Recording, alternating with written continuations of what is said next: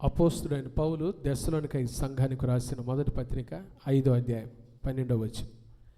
మరియు సహోదరులారా, మీలో ప్రయాసపడుచు ప్రభువునందు మీకు పైవారయుండి మీకు బుద్ధి చెప్పు వారిని మన్నన చేసి వారి పనిని బట్టి వారిని ప్రేమతో మిక్కిలి ఘనముగా ఎంచవలనని వేడుకొనుచున్నాము.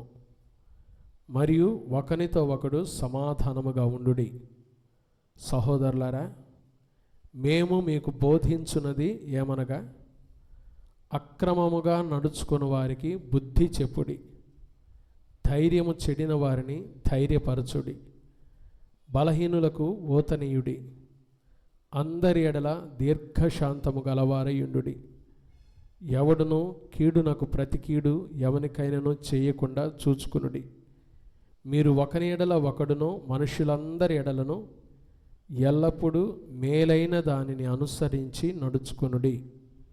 ఎల్లప్పుడూ సంతోషముగా ఉండుడి. ఎడతెగక ప్రార్థన చేయుడి. ప్రతి విషయమునందును కృతజ్ఞతాస్తుతులు చెల్లించుడి. ఇలాగు చేయుట యేసుక్రీస్తునందు మీ విషయములో దేవుని చిత్తము. ఆత్మను ఆర్పకుడి, ప్రవచించుటను నిర్లక్ష్యము చేయకుడి. సమస్తమును పరీక్షించి మేలైన దానిని చేపట్టుడి. ప్రతి విధమైన కీడునకును దూరముగా ఉండుడి. దేవుడి మాటలు మనందరి మేలు నిమిత్తమై దీవించునుగాక. ఆమేన్. క్రీస్తునందు ప్రియమైన దేవుని బిడ్డలారా, మన ప్రభువును రక్షకుడునైన యేసుక్రీస్తు ప్రభువారి శ్రేష్టమైన శక్తిగల నామమున ఈ సాయంకాలం బైబిల్ స్టడీలో కూడి వచ్చిన ప్రియ సంఘానికి, లైవ్లో చూస్తున్న దేవుని ప్రియులకు యేసుక్రీస్తు నామంలో మా హృదయపూర్వకమైన వందనాలు చెల్లిస్తూ ఉన్నాం. సియోనులో నుండి నా తండ్రి ఒక్కొక్కరిని ఆశీర్వదించునుగాక. ఆమేన్. మరి ఈరోజు వివాహ కార్యక్రమం జరుగుతుందండి సంఘంలో. కొంతమంది విశ్వాసులు దేవుని బిడ్డలు ఆ వివాహ కార్యక్రమానికి వెళ్ళి ఉన్నారు. కొద్దిమందే హాజరైన లైవ్లో కొంతమంది చూస్తున్నారు. ఈరోజు ఈ పత్రికలోని విలువైన విషయాలు మనం ధ్యానం చేసి క్లుప్తంగా ముగించుకుందాం. అపోస్తలుడైన పౌలు దెస్సలోనికైలకు రాసిన మొదటి పత్రిక. ఇది పౌలు రాసిన పత్రికల్లో మొదటి పత్రిక. చాలా శ్రేష్టమైన పత్రిక అండి. ఈ పత్రికలో యేసుక్రీస్తు ప్రభువారి రాకడ గురించి పౌలు రాస్తాడు. ఆర్భాటముతోనూ ప్రధాన దూత శబ్దముతోనూ దేవుని బోరతోనూ పరలోకము నుండి ప్రభువు దిగివచ్చును. క్రీస్తునందుని మృతులైన వారు మొదట లేస్తారని చెప్తాడు. ఇది రాకడను తెలియపరిచే గొప్ప పత్రిక. ఈ పత్రికలో చూడండి, ఈ యేసు ప్రభువారి రాకడ కొరకు సంఘముగా మనం ఎలా సిద్ధపడాలో 5 విషయాలు పౌలు చెప్తాడు. మొదటి అధ్యాయంలో మొదటి విషయం రాస్తాడు. ఏమంటాడంటే, చూడండి, మొదటి అధ్యాయము 9-10 వచనాలు. మీ వద్ద మాకెట్టి ప్రవేశము కలిగినో అక్కడి జనులు మమ్మను గురించి తెలియజెప్పుచున్నారు. మరియు మీరు విగ్రహములను విడిచిపెట్టి జీవము గలవాడును సత్యవంతుడు నాకు దేవునికి దాసులగుటకును దేవుడు మృతులలో నుండి లేపిన యేసు అనగా రాబో ఉగ్రత నుండి మనల్ని తప్పించుచున్న ఆయన కుమారుడిని యేసు పరలోకము నుండి వచ్చునని ఎదురు చూచుటకునో మీరెలాగూ దేవుని వైపుకు తిరిగితిరో ఆ సంగతి వారే తెలియజేయుచున్నారు. పరలోకము నుండి వచ్చు యేసు కదండి, మన ప్రభు పరలోకం నుండి రాబోతున్నాడు. ఆయన రాకడ కొరకు మొదట మనం ఎలా సిద్ధపడాలంటే విడిచిపెట్టవలసిన విషయాలు విడిచిపెట్టాలి. వారు విగ్రహాలు విడిచి ప్రభు వైపు తిరిగారంట. సంఘము విడిచిపెట్టవలసిన విషయాలు విడిచిపెట్టి ప్రభు వైపు తిరిగినప్పుడే యేసయ్య రాకడలో ఆయన ఎదుర్కోగలం. ఇంకా నా ప్రియమైన దేవుని బిడ్డలారా, విడిచిపెట్టవలసిన విషయాలు విడిచిపెడుతున్నారా? లోక సంబంధమైన శరీరాశలు, ధనాశ, లోక సంబంధమైన కీడు, లోక సంబంధమైన ఆలోచనలు, లోక సంబంధమైన జీవితాన్ని విడిచిపెట్టవలసినంతగా విడిచిపెడుతున్నారా? విడిచిపెట్టవలసిన విషయాలు విడిచిపెట్టి ప్రభు వైపుకు తిరిగారంట వారు. అప్పుడే వారు ఆయన రాకడ కొరకు సిద్ధపడ్డారు. దీన్నే ఆరాధన అందాం. యేసయ్య రాకడలో యేసయ్యని ఎదుర్కోవాలంటే ఆరాధన మనసుతో ప్రభుని మనం ఎదుర్కోవాలి.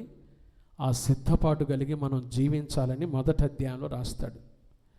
రెండో అధ్యాయంలో చూడండి, రెండో అధ్యాయము 19-20 వచనాలు.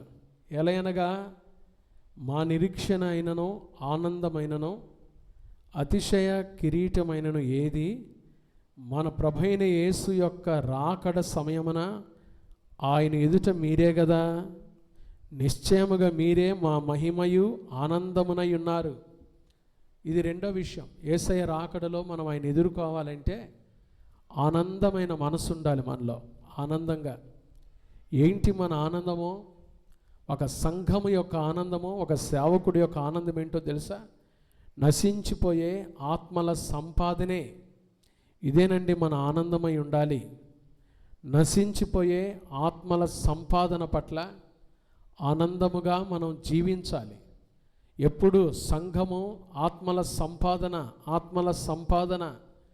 లోకంలో అనేక మంది నశించిపోతూ ఉన్నారు. లోకంలో అనేక మంది ప్రభువుని తెలుసుకోకుండానే నశించిపోతున్నారు.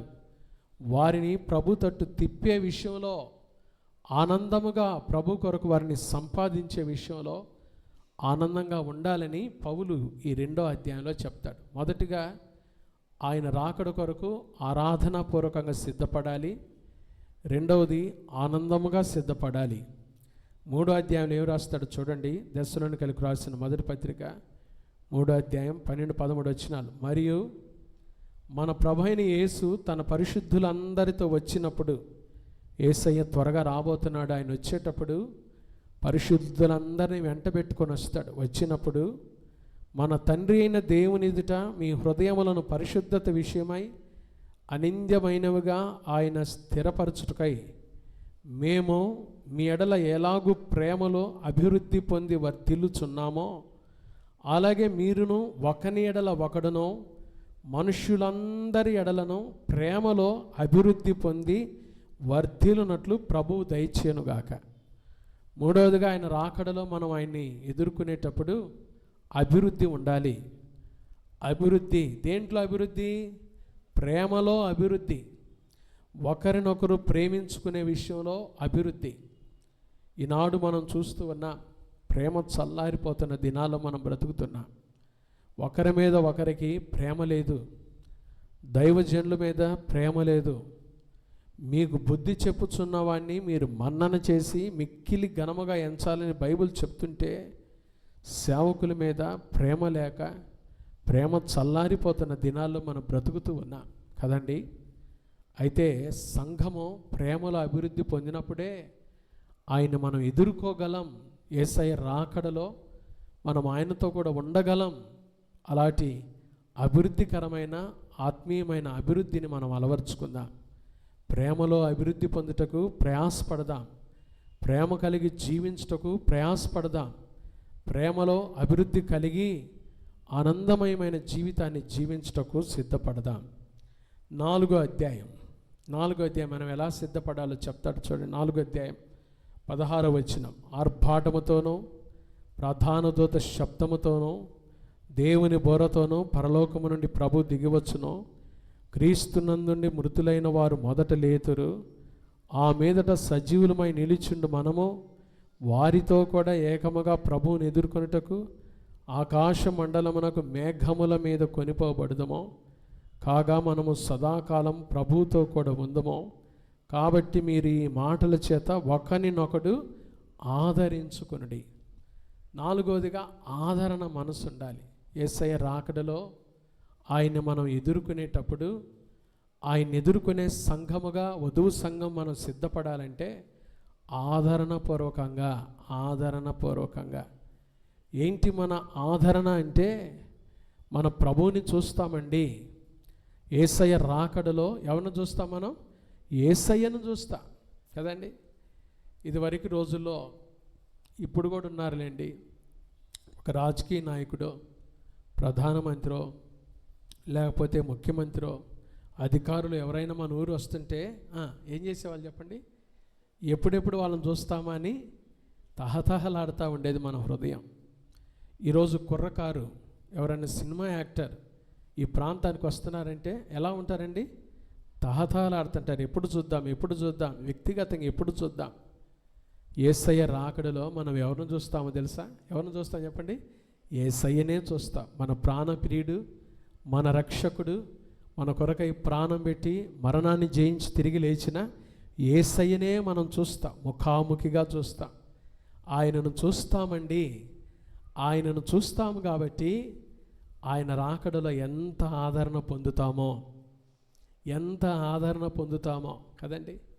కదా, యేసు ప్రభుని చూస్తాము, మృతి నొందిన మన ప్రియులను చూస్తాము, ప్రభుతో వాళ్ళు వస్తారు, మన ప్రియులను కలుసుకుంటాం, ఎంత ఆదరణ పొందుతామో. కాబట్టి యేసయ్య రాకడ కొరకు మనం ఆదరణపూర్వకంగా సిద్ధపడాలి. 1 ఆరాధనాపూర్వకంగా సిద్ధపడాలని రాశాడు. 2వ అధ్యాయంలో ఆనందకరమైన మనసుతో సిద్ధపడాలని రాశాడు. 3వ అధ్యాయంలో అభివృద్ధి గల మనసుతో సిద్ధపడాలని రాశాడు. 4వ అధ్యాయంలో ఆదరణపూర్వకంగా సిద్ధపడాలి అని రాశాడు. 5వ అధ్యాయం మొదటి 2 వచనాలు, సహోదరులారా, ఆ కాలములను గూర్చియు ఆ సమయములను గూర్చి మీకు వ్రాయనక్కర్లేదు. రాత్రివేళ దొంగ ఎలాగూ వచ్చునో అలాగే ప్రభు దినం వచ్చునని మీకు బాగుగా తెలియను. యేసయ్య రాకడ అగత్యము, ఖచ్చితంగా వస్తాడండి. చూడండి 4వ వచనంలో, సహోదరులారా, ఆ దినము దొంగవలే మీ మీదికి వచ్చుటకు మీరు చీకటిలో ఉన్నవారు కారు. కాబట్టి ప్రభు ఖచ్చితంగా వస్తాడు. ఆయన రాకడ అగత్యము, ఆయన రాకడ ఖచ్చితంగా జరుగుతుంది. ఆయన రాకడ ఖచ్చితంగా జరుగుతుంది. యేసయ్య త్వరగా రాబోతున్నాడండి.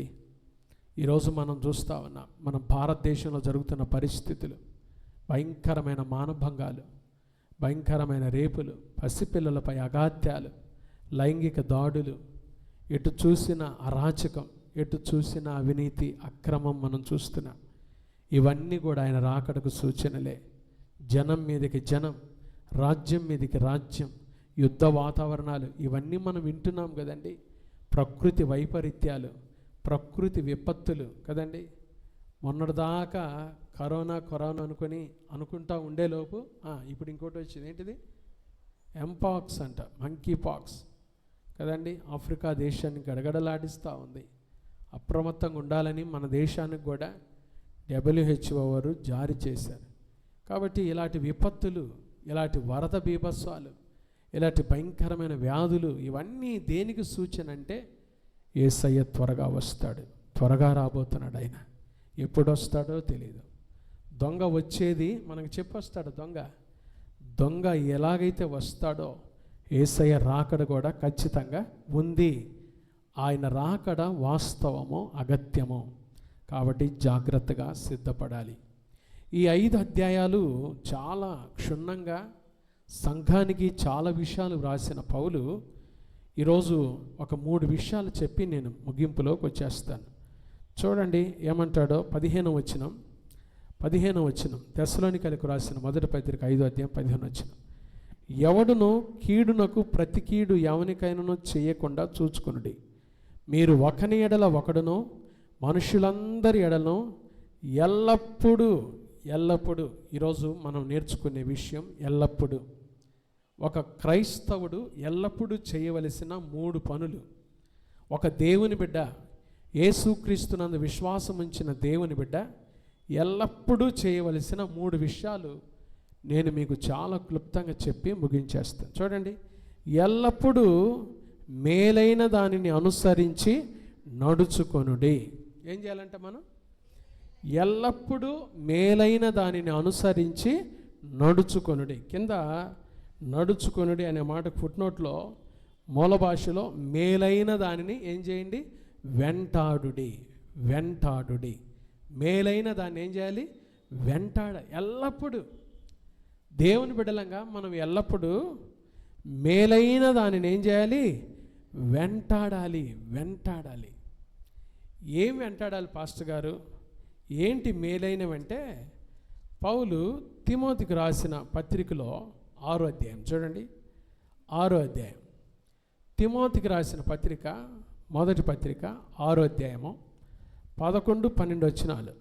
దైవజనుడా, నీవైతే వీటిని విసర్జించి నీతిని, భక్తిని, విశ్వాసమును, ప్రేమను, ఓర్పును, సాత్వికమును సంపాదించుకొనుటకు ప్రయాసపడుము. ప్రయాసపడము అనే దగ్గర రెండేసాడు కదండి ఫుట్నోట్లో. కింద ఏముందో చూడండి, ప్రయాసపడం అనే దగ్గర మూల భాషలో వెంటాడుమో. ఏం చేయాలంటే మనం, కాబట్టి ఎల్లప్పుడూ మేలైన దాన్ని వెంటాడాలంటే ఏంటి మేలైనది? నీతి. చెప్పండి ఏంటిది? నీతిని, భక్తిని, విశ్వాసమును, ప్రేమను, ఓర్పును, సాత్వికమును ఏం చేయాలి? మనం సంపాదించుకోవడానికి వెంటాడాలి. ఏమేమి వెంటాడాలి? వేటి కొరకు వెంటాడాలి చెప్పండి? నీతిని, భక్తిని, విశ్వాసమును, ప్రేమను, ఓర్పును, సాత్వికం. 6 విషయాలు చెప్పాడు. చెప్పండి ఏమేంటి? 6 చెప్పండి అమ్మా తల్లులారా. నీతిని, భక్తిని, విశ్వాసము, ప్రేమ, ఓర్పు, సాత్వికం కదండి. ఈ 6 విషయాలు మనం ఏం చేయాలంట? వెంటాడాలంట. ఎల్లప్పుడూ మనం వెంటాడాల్సింది ఏంటో తెలుసా? నీతిని. నీతి అంటే రైచియస్నెస్ అనే మాటకు అర్థం ఏంటి? Right relationship with God is righteousness. దేవునితో సరి అయిన సంబంధం కలిగి నడుచుకోవడానికి వెంటాడాలి. నీతి అంటే అదే. నీతి అంటే యేసు ప్రభువే. మొదట ఆయన రాజ్యమును, నీతిని వెతకుడి. నీతి అంటే ఆయనతో సరి అయిన సంబంధం కలిగి జీవించాలి ఎల్లప్పుడూ. దాని కొరకు మనం వెంటాడాలి. నీతిని. రెండవది భక్తిని. చెప్పండి ఏంటిది? భక్తిని. మూడవది విశ్వాసము. ఈ 3 ఉంటే ఆటోమేటిక్గా ఏమొస్తుంది తెలుసా? ప్రేమ వస్తుంది. దేవునితో సరి అయిన సంబంధం ఉంటే, నీతి ఉంటే భక్తి వస్తుంది. భక్తిలో బాగున్నామంటే ఏమొస్తుంది? విశ్వాసం వస్తుంది దేవుని మీద. విశ్వాసంలో బాగా నడుచుకుంటున్నామంటే ఏమొస్తుంది? ప్రేమ కలిగి జీవిస్తాం. ప్రేమలో ఎదుగుతున్నాము అంటే ఓర్పు వస్తుంది. తెలియకుండానే ఓర్పు కలిగి నడుచుకుంటాం. నడుచుకుంటాం. ఓర్పు ఉందంటే సాత్వికం వచ్చేస్తుంది. చూసారా? ఈ లింక్ అనమాట, ఒకదానికొకటి. చెప్పండి ఏంటి అయ్యి? ఇప్పుడు 5,000 ఏంటి? ఒకదానికొకటి లింక్. ఇప్పుడు ఏంటి ఈ 6 చెప్పండి? నీతి, భక్తి, విశ్వాసము, ప్రేమ, ఓర్పు, సాత్వికం. ఈ 6 కూడా ఏంటి? ఒకదానికొకటి లింక్. నీతి లేకపోతే, దేవునితో సరైన సంబంధం లేకపోతే భక్తి ఉండదు. భక్తి లేనోడికి ఏముండదు? విశ్వాసం ఉండదు. విశ్వాసం లేనోడికి ఏముండదు? ప్రేమ ఉండదు. ప్రేమ లేనోడికి ఏముండదు? ఓర్పు ఉండదు. ఓర్పు లేనోడికి ఏముండదు? సాత్వికం ఉండదు. కాబట్టి 6 ఎల్లప్పుడూ మేలైన దాన్ని వెంటాడాలంటే మనం వెంటాడాల్సింది ఈ 6 విషయాలు. దేవుని బిడ్డలంగా ఈ 6 విషయాలు మనం ఎల్లప్పుడూ నీతి కలిగి జీవించాలి. మనకి మనమే తీర్మానం తీసుకోవాలి. యేసయ్యా, నా కొరకు నువ్వు సిలువలో మరణించావు, సమాధి చేయబడ్డావు, మరణాన్ని జయించి తిరిగి లేచావు, మరలా నా కొరకు తిరిగి రాలేను. కాబట్టి నేను ఎప్పుడు నీతో నీతి కలిగిన జీవితాన్ని జీవించాలి. ఎల్లప్పుడూ నీతి కలిగి, రెండవది భక్తి కలిగి, మూడవది విశ్వాసం కలిగి, నాలుగవది ప్రేమ కలిగి, ఐదవది ఓర్పు కలిగి, ఆరవది ఈ 6 దేనికి చెప్పండి? ఒకదానికొకటి ముడిపడి ఉన్నాయి. ఒక్కటి నీతి అనేది ఒక్కటి రాకపోతే చాలు. నీతి అనేది లేకపోతే ఏం రాదు? భక్తి రాదు. భక్తి లేకపోతే విశ్వాసం రాదు. విశ్వాసం లేకపోతే ప్రేమ ఉండదు. ప్రేమ లేకపోతే ఓర్పు ఉండదు. ఓర్పు లేకపోతే అస్సలు ఉండదు. చూసారా? దేవుని బిడ్డలంగా ఎల్లప్పుడూ ఈ 6 విషయాలు మనం ఏం చేయాలి? వెంటాడాలి. చెప్పండి గట్టిగా, ఏం చేయాలి? అనండి గట్టిగా, ఏం చేయాలి? వెంటాడాలి. దేన్ని వెంటాడాలి? నీతిని. రెండవది భక్తిని, మూడవది విశ్వాసాన్ని, నాలుగవది ప్రేమను, ఐదవది ఓర్పును, ఆరవది సాధ. ఈ 6 యోసేపులో ఉన్నాయి. యోసేపు గురించి చెప్పుకునేదానికంటే ముందు యేసు ప్రభు దగ్గర ఉన్నాయి. యేసు ప్రభులో ఉన్న ఈ అడుగు జాడలే, ఈ లక్షణాలు ప్రభు మనకిచ్చాడు. యోసేపు కూడా 6 కలిగి జీవించాడు. నీతి కలిగి, భక్తి కలిగి, విశ్వాసం కలిగి, ప్రేమ కలిగి, ఓర్పు కలిగి, సాత్వికం కలిగి జీవించాడు. ఒక క్రైస్తవుడు ఎల్లప్పుడూ మేలైన దానిని అనుసరించి నడుచుకోవాలి. ఈరోజు మనం వింటున్న అంశం ఏంటంటే, ఎల్లప్పుడూ మనం చేయవలసిన పనులేంటి. ఒక క్రైస్తవ విశ్వాసిగా, దేవుని బిడ్డగా నేను ఎల్లప్పుడూ చేయాల్సిన పని ఏంటంటే, ఎల్లప్పుడూ మనం చేయాల్సిన పని ఏంటి? ఒకటి, మేలైన దానిని వెంటాడాలి. అనుసరించి నడుచుకున్నాడనే మాటకు ఫుట్నోట్లో ఏం చూసాం? వెంటాడు. ఎల్లప్పుడూ మనం వేటిని వెంటాడాలంటే, పౌలు తిమోతికి రాస్తున్నాడు, నీతిని, భక్తిని, విశ్వాసమును, ప్రేమను, ఓర్పును, సాత్వికాన్ని మనం ఏం చేయాలి? వెంటాడాలి. నిద్రలో కూడా నేను నీతి కలిగి ఉన్నానా? దేవునితో నీతి కలిగి నడుచుకుంటున్నానా? నీతి అంటే ఏందో తెలుసా? అబ్రహాం గురించి రాశారు. అబ్రహాము దేవుని నమ్మెను, అది అతనికి నీతిగా ఎంచబడిన. నీతి అంటే ప్రభువుని తెలుసుకోవటమే. ప్రభువును తెలుసుకొని ప్రభువుతో సరి అయిన సంబంధం కలిగి నడుచుకోవటమే నీతి అంటే. నీతి అంటే రైచియస్నెస్ అనే మాటకు right relationship with God is righteousness. ఎల్లప్పుడూ నీతి కలిగి, ఎల్లప్పుడూ భక్తి కలిగి, ఎల్లప్పుడూ విశ్వాసం కలిగి. విశ్వాసం ఎక్కడ సన్నగిల్లిపోకూడదు. వస్తాయి, ఆటంకాలు వస్తాయి, అవరోధాలు వస్తాయి, కానీ దేవుని బిడ్డలు విశ్వసించిన మనం కలవరపడం కదండి. కాబట్టి మన విశ్వాసం బాగుందంటే ప్రేమ వస్తుంది, ప్రేమలో బాగున్నామంటే ఓర్పు వస్తుంది, సాత్వికం వస్తుంది. కాబట్టి ఎల్లప్పుడూ మేలైన దానిని ఏం చేయాలి? వెంటాడాలి. ఏంటి ఆ మేలైన విషయాలు? ఈ 6 విషయాలు. ఎల్లప్పుడూ ఈ 6 విషయాలు మనం ఏం చేయాలి చెప్పండి? వెంటాడాలి. చెప్పండి, ఏం చేయాలి అంటే? వెంటాడాలంటే ఇప్పుడు మనం ఒకదానికి వెంటాడుతున్నాడంటే దాన్ని సాధించుకోవడానికి ఏం చేస్తున్నాడు? తపన పడతా. గెహజీ దేనికోసం వెంటాడాడు చెప్పండి? నయమాన్ తెచ్చిన వస్తువుల కోసం వెంటాడాడు. నయమాన్ తెచ్చిన వస్తువుల కోసం, వస్త్రాల కోసం వెంటాడాడు కదండి. కానీ అవి తెచ్చుకొని, నయమాన్ తెచ్చుకున్న ఆ వస్త్రాలు తెచ్చుకొని గెహజీ ఏమైనా బాగుపడ్డా? లోక సంబంధమైన విషయాల కోసం వెంటాడితే వాటి వల్ల ప్రయోజనం లేదు. కానీ యేసుక్రీస్తునందు విశ్వసించి ఎల్లప్పుడూ నీతి, భక్తి, విశ్వాసము, ప్రేమ, ఓర్పు, సాత్వికం కొరకు వెంటాడేమనుకో, వీటిలో నిత్య జీవం ఉంది. చెప్పండి గట్టిగా, ఏముంది? నిత్య జీవం ఉంది. కాబట్టి ఒక క్రైస్తవుడు ఎల్లప్పుడూ చేయాల్సిన మొదటి పని ఏంటంటే, ఎల్లప్పుడూ మేలైన దానిని ఏం చేయాలి? వెంటాడాలి. చూద్దాం రెండో విషయం. దెస్సలోనికీయులకు రాసిన మొదటి పత్రిక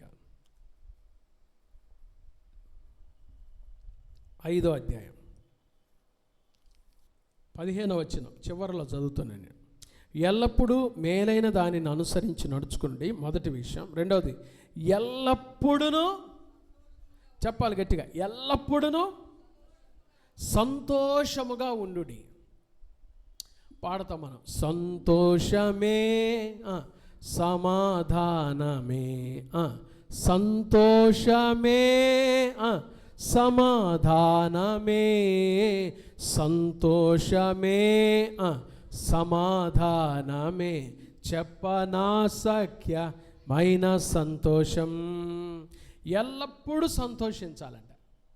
ఇది సాధ్యమా చెప్పండి? మీరు చెప్పండి ప్రాక్టికల్గా. పాస్టర్ గారు, ఎల్లప్పుడూ సంతోషంగా ఉండటం సాధ్యమేనా? సాధ్యమా? సాధ్యం కాదా? సాధ్యం కాదని కొంతమంది చెబుతున్నారు. చెప్పాలి. సాధ్యం కాని విషయాలు బైబిల్లో ఎక్కడా లేవు కదా. ప్రభు ఒకవేళ సాధ్యం కాకపోతే రాయించేవాడు కాదు. మనం అనుకుంటాం మనకున్న పరిస్థితులను బట్టి, నాకు జరుగుతున్న విషయాలను బట్టి నేను ఎల్లప్పుడూ ఎలా ఉండలేను, సంతోషంగా ఉండలేనని మనం అనుకుంటాం. కానీ ప్రభు ఎంత ఆత్మీయమైన విషయాలు పౌలు ద్వారా రాయించాడో తెలుసండి. పరిశుద్ధాత్మదేవుడు అసలు సంతోషంగా ఉంటే అన్ని పరిస్థితులు ఏమైపోతాయో తెలుసా, పటాపంచలైపోతాయి. ప్రాక్టికల్ అండి, ఇది వాస్తవిక విషయం. మీరు కష్టంలో, నష్టంలో, వ్యాధిలో, బాధలో, కరువులో, ఇబ్బందుల్లో, శ్రమలో, ఏ విషయంలోనైనా, ఆనందంలో, ఏ విషయంలోనైనా మీరు సంతోషంగా ఉండటానికి ప్రయత్నం చేయండి. పరిస్థితులు వాటంతట అవే ఏమైపోతాయి తెలుసా, పటాపంచలైపోతాయి.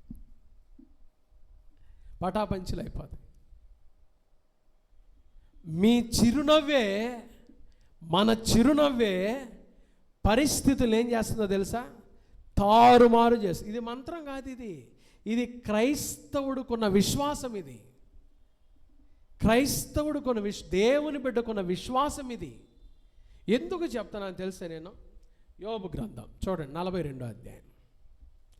యోబు గ్రంథం 42వ అధ్యాయం మొదటి వచనం చదవండి.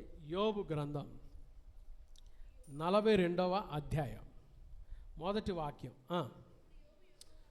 అప్పుడు యోబు యెహోవాతో ఇలాగు యోబు మాట్లాడుతున్నాడు. ఇప్పుడు దేవునితో మాట్లాడుతున్నాడు. యోబు యెహోవాతో ఇలాగు ప్రత్యుత్తరం ఇచ్చాను. ఏమంటాను చూడండి. నీవు సమస్త క్రియలను, ఎవరు మనం ఆరాధించే దేవుడు ఎవరు చెప్పండి, చెప్పాలి గట్టిగా. నీవు సమస్త క్రియలను చేయగలవనియు, నీవు ఉద్దేశించినది ఏదియో నిష్ఫలము కానేరదనియో తెలుసుకున్నాడు. కాబట్టి రెండంతలుగా దీవించబడ్డాడు. బాగా వినాలి. మనం ఎప్పుడు సంతోషంగా ఉంటాం తెలుసా, మనం అనుకుంది జరిగితే అబ్బా ఏం చేస్తాం, నేను అనుకుంది జరిగింది, అంతా నా మంచికే అప్పుడు పాడతాం. ఎప్పుడు మనం అనుకుంది జరిగితే. కానీ నీకు ఇష్టం కానిది జరిగించిన దానిలో అద్భుతమైన మేలుంది కదండి. దేవునికి మహిమ. అసలు మనం అనుకున్నది జరిగినప్పుడే కాదు మనం స్తుతి చెల్లించాల్సిందే. మనం అనుకున్నది జరగకపోయినా, మనకిష్టమైంది జరగనప్పుడు కూడా మనం ఎక్కువగా దేవునికి ఏం చెల్లించాలి, స్తుతులు చెల్లించాలి. ఎందుకో తెలుసా, దేవుని ప్రణాళికలు మనకు తెలియదు. ఒకవేళ యోసేపును గుంటలో వేసినప్పుడు యోసేపు బాధపడి ఉండొచ్చు, సహజంగా, అంతే కదా. అన్నలారా ఎందుకు చేస్తున్నారా ఈ పని, బాగా వినండి. ఎందుకు చేస్తున్నారు ఈ పని? తండ్రి ప్రేమకు నన్ను ఎందుకు దూరం చేస్తున్నారు? చిన్నప్పుడే తల్లిని కోల్పోయా, మీ దగ్గర ఉండడానికి మీరు ఇష్టపట్టల్లా. సరే మా నాన్న దగ్గరే పెరుగుతాను కదా, నాన్న దగ్గరే వదిలేయచ్చు కదా. ఏం చేస్తున్నారు ఇప్పుడు? నన్ను మీరు ఏం చేస్తున్నారు? గుంటలో పడేసి చంపేయాలనుకుంటున్నారు. బ్రతికుండగానే ఈ వార్త పుట్టించాలనుకుంటున్నారు. ఏంటి మీరు చేస్తున్న అన్యాయం అని యోసేపు బాధపడి ఉండొచ్చు. కానీ ఒక సమయం వచ్చినప్పుడు యోసేపు ఏమన్నాడు తెలుసా? ఆదికాండం 50వ అధ్యాయం 20వ వచనం చదవండి, తీసిన వాళ్ళకి పక్కన. Genesis chapter 50 verse 20. ఆదికాండం 50వ అధ్యాయము 20వ వచనం. మీరు నాకు కీడు చేయ ఉద్దేశించితిరి గాని నేటి దినమున జరుగుచున్నట్లు, అనగా బహు ప్రజలను బ్రతికించున్నట్లుగా దేవుడు మేలుకే. అది మనకు తెలియదు. మనం ఈరోజు అనుకుంటాం కదండి, ఈరోజు తిన్నామా, ఈరోజు సంతోషించామా? కాదు. దేవుడు మన జీవితంలో ఒకటి అనుమతించాడు అంటే ఆయన ప్రణాళికలు వేరు, అసలు ఆయన ఉద్దేశాలు వేరు, ఆయన ఆలోచనలు వేరు. కొన్నిసార్లు నీకు ఇష్టం వచ్చింది జరిగినప్పుడే నువ్వు దేవునికి కృతజ్ఞత చెల్లించడం కాదు. నువ్వు అనుకున్నది జరగకపోయినా, నీ ఇష్టం జరగకపోయినా దేవునికి స్తుతి చెల్లించు. దానిలో దేవుని ప్రణాళిక ఉన్నదని తెలుసుకో. దేవుడు గొప్ప దేవుడు. యోబు అంటున్నాడు, నీవు సమస్తము చేయగల దేవుడు. నీ ఉద్దేశించింది ఏది ఏం కాదు, నిష్ఫలము కాదు. నేను తెలుసుకుంటున్నా. ఎప్పుడైతే యోబుకి ఇంత రెవల్యూషన్ వచ్చిందో ఆ అధ్యాయంలో మనం చూస్తాం, యోబును దేవుడు రెండింతలుగా ఆశీర్వదించాడు. అవునండి, కొన్నిసార్లు మనం అనుకుంది జరగకపోవచ్చు, కానీ దేవుని ఉద్దేశం ఏం తెలుసా? అది అలా జరిగించడమే దేవుని చిత్తం. దేవునికి అందుకనే వందనాలు చెప్పాలి. దేవునికి అందుకనే వందనాలు చెప్పాలి. ఎప్పుడైతే ఈ సత్యం తెలుసుకుంటామో, అంటే కష్టంలో కూడా దేవుని ప్రణాళిక ఉంది. నాకు ఇష్టమైంది జరగటినప్పుడే కాదు, నాకు కష్టమైంది జరిగిన దానిలో కూడా దేవుని చిత్తం అనేది ఉంది అని తెలుసుకుంటామో, ఎప్పుడు ఎలా ఉంటాం చెప్పండి? బిందాస్, కూల్, సంతోషంగా ఉంటా. సంతోషంగా ఉంటాం. దేవుని బిడ్డలు ఎల్లప్పుడూ ఎలా ఉండాలి చెప్పండి? సంతోషంగా ఉండాలి. చెప్పాలి గట్టిగా, ఎలా ఉండాలి? సంతోషంగా ఉన్నారా? Are you happy today? చెప్పండి, సంతోషంగా ఉన్నారా? ఎప్పుడు సంతోషంగా ఉండాలి. మీ ముఖంలో ఉండే చిరునవ్వే మీ సమస్యలు ఏం చేస్తుంది తెలుసా? పటాపంచలు చేస్తుంది. మీ ముఖంలో ఉండే చిరునవ్వే. భయంకరమైన తుఫాను వచ్చిందంట ఒకసారి సముద్రంలో. ఓడ పోతా ఉందంట. ఓడలో ఉన్న వాళ్ళందరూ గల్లంతైపోతా ఉన్నారు. కాసేపటికి ఏమైపోతాం, మన పరిస్థితి ఏంటి అని గల్లంతైపోతా ఉన్నారంట. ఒక పిల్లోడు గబగబా పైకి వెళ్ళాడంట. పైకి వెళ్ళి చూసొచ్చి, మనకేమీ కాదు, మనందరం హ్యాపీగా ఉండొచ్చు, మనకేమీ కాదు అన్నాడంట. ఆ వాళ్ళలో ఉన్న వారంతా ప్రశ్నించారంట, ఏందిరా పైకి వెళ్ళి రాగానే మాతో పాటు భయపడ్డవాడు, మాతో పాటు వణికిపోయినాడు, పైకి వెళ్ళి రాగానే ఏంట్రా ఈ మాట చెప్తున్నావు? ఏంట్రా అంటే, నేను పైకి వెళ్ళినప్పుడు కెప్టెన్ ముఖం చూశా. ఈ ఓడ నడిపించే కెప్టెన్ ముఖం చూసి ఆయన అతడు చూసి చిరునవ్వు నవ్వాడు అన్నాడంట. ఏ నవ్వు నవ్వాడు? ఆయన చిరునవ్వు నవ్వాడు. నాకు అర్థమైపోయింది, మనకి ఇంకా ఏమి కాదు, వీఆర్ సేఫ్ జోన్, మనం సురక్షితంగానే ఉన్నామని నాకు అర్థమైపోయింది. ఎందుకంటే కెప్టెన్ ముఖంలో ఏముంది? చిరునవ్వు. ఆ చిరునవ్వే మనందరం సంతోషంగా ఉంటాం, సురక్షితంగా ఉంటామని నాకు తెలియపరిచింది. మన జీవితంలో ఒడిదొడుకులు వచ్చినప్పుడు, కష్టం వచ్చినప్పుడు మనం కూడా మనం చూడాల్సింది ఎవరు చెప్పండి? విశ్వాసమునకు కర్తయు దానిని కొనసాగించువాడునైనా యేసు వైపు. విశ్వాసమునకు కర్త అనే మాట దగ్గర ఏం రాశారు తెలుసా? మన విశ్వాసానికి ఆయన ఎవరు? సేనాధిపతి. He is our captain of our faith. మన విశ్వాసానికి సేనాధిపతి ఆయనే. ఆయన ముఖం చూస్తే ఆయన నవ్వుతాడంతే. నీకేం కాదు లేపోరా.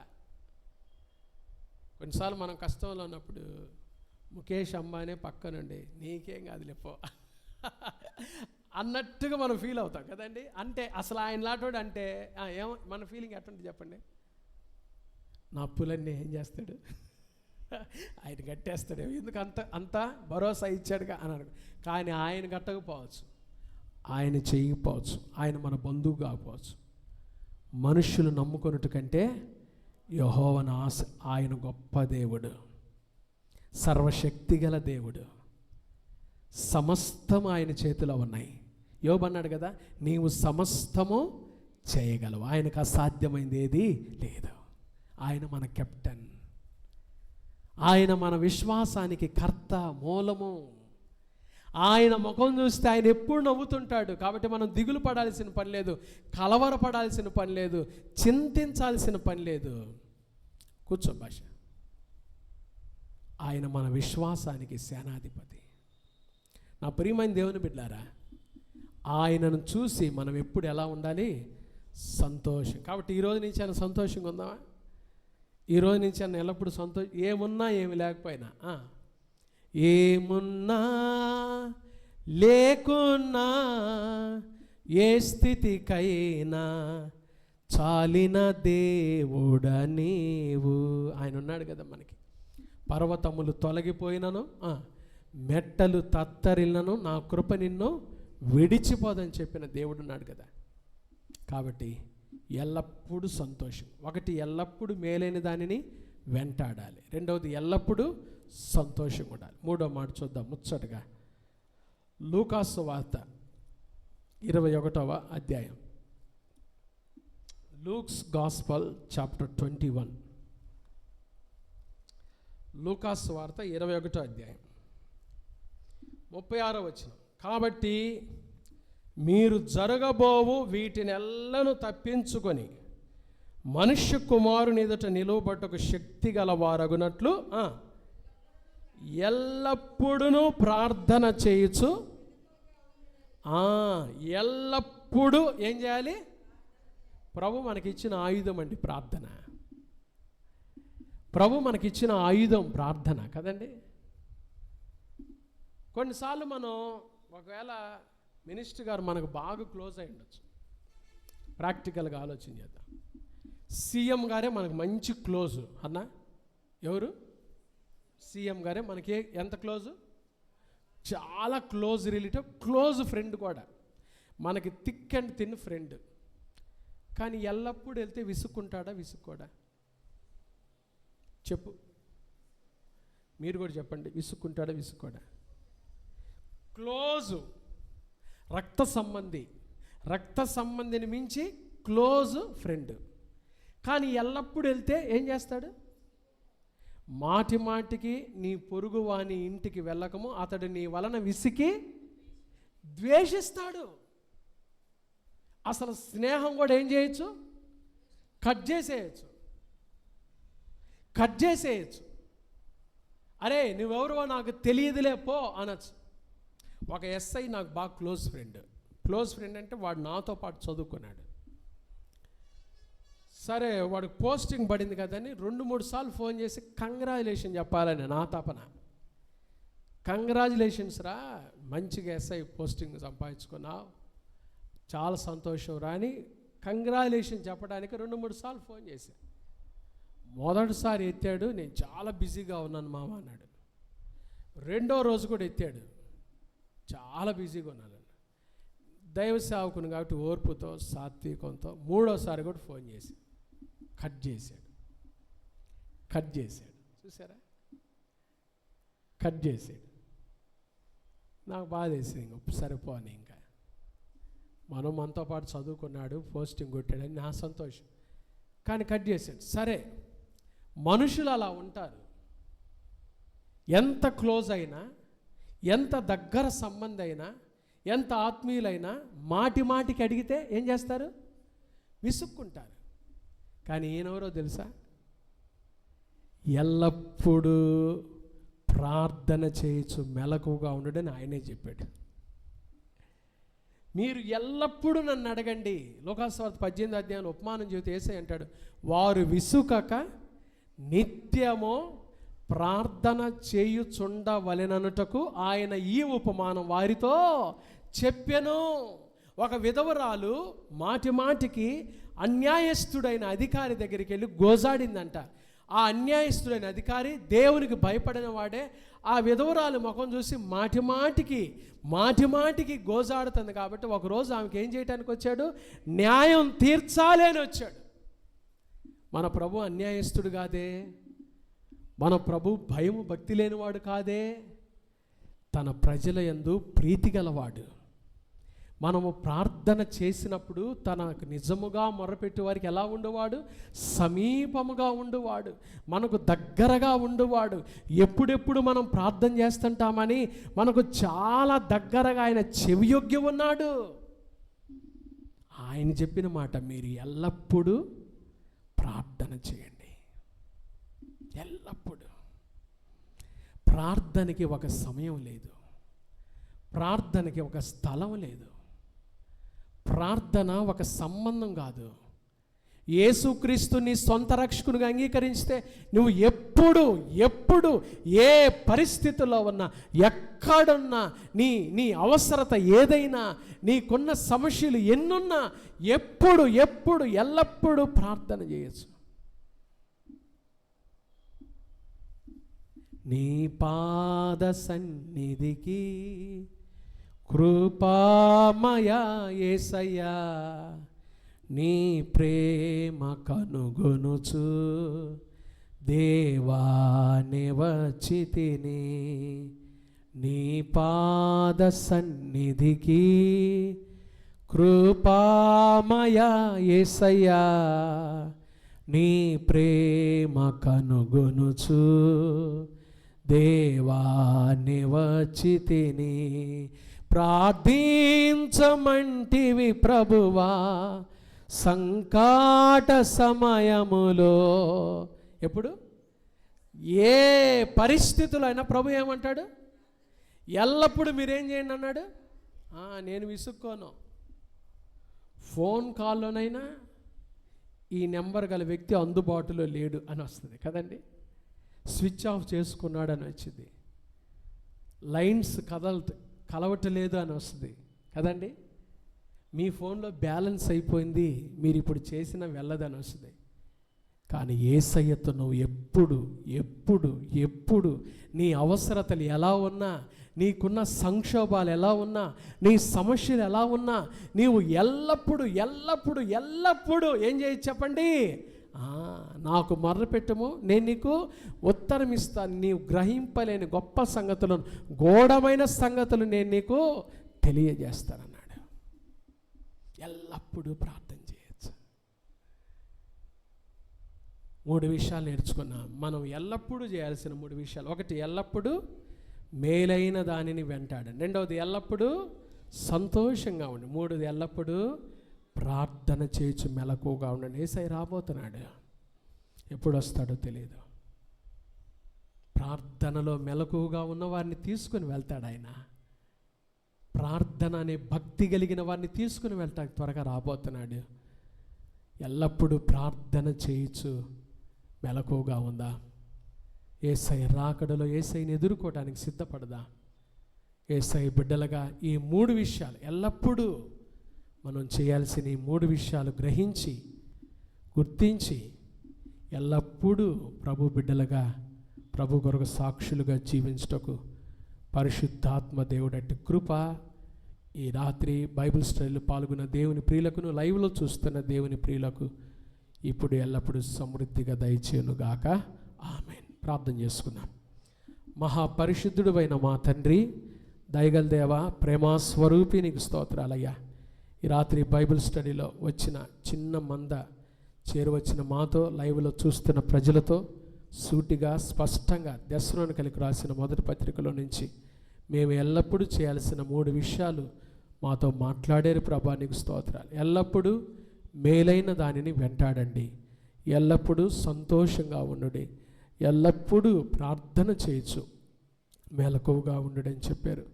ఈ 3 ఆత్మీయ సత్యాలు మా ఆత్మీయ జీవితానికి అన్వయించుకొని ఎల్లప్పుడూ ప్రభా ఈ 3 విషయాలు అనుసరిస్తూ నీకు ఇష్టమైన జీవితాన్ని మేము జీవించటకు నీ కృప దయచేయండి. ఈ రాత్రి బైబిల్ స్టడీకి వచ్చిన బిడ్డలందరినీ దీవించండి, లైవ్లో చూస్తున్న బిడ్డలను దీవించండి తండ్రి. నాయన సంఘంలో ప్రతి కుటుంబాన్ని నిండారగా దీవించండి. ఇది జీవము గల దేవుని సంఘం, మీ సంఘమయ్యా.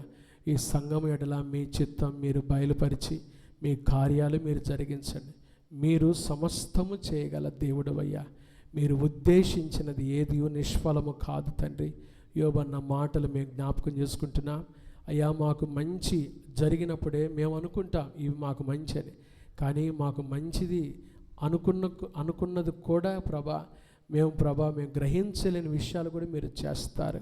కాబట్టి ఏది జరిగినా మా జీవితంలో మాకు ఇష్టమైందే కాదు, మాకు అయిష్టమైంది జరిగినప్పుడు కూడా మేము ఎల్లప్పుడూ స్తుతించి సన్నుతించి సంతోషంగా ఉంటే అది మీ నామానికి ఘనత వస్తుంది. కాబట్టి మీ మంచి మనసుతో మా హృదయాలను నింపి మీకు ఇష్టమైన జీవితాలు మేము జీవించటకు మీ కృప దయచేయమని ఈ రాత్రి పాల్గొన్న బిడ్డలను, లైవ్లో చూస్తున్న బిడ్డలను దీవించండి. సంఘములు ఎవరైతే అనారోగ్యంతో ఉన్నారో వారిని ముట్టి బాగు చేయండి అయ్యా.